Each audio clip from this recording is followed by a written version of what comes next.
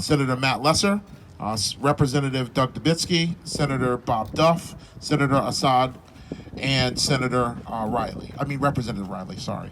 It says, be it hereby known to all that the Connecticut General Assembly offers its sincerest congratulations to the World Sikh Parliament in recognition of the 36th anniversary of the Declaration of Sikh Independence. We join with you, your friends and family, in commemorating the historic resolution passed on April 29th, 1986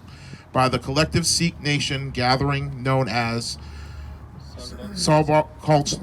at the Sikh Political Center Akaltaka, situated in the holy city of Amritsar,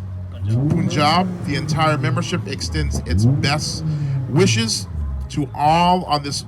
memorable occasion and express the hope that for continued success given on this 29th day of April 2022 at the state capitol in Hartford, Connecticut, and it is signed by the President Pro Tem, Martin Looney, and the Speaker of the House, Matt Ritter, and Denise Merrill, the Secretary of State.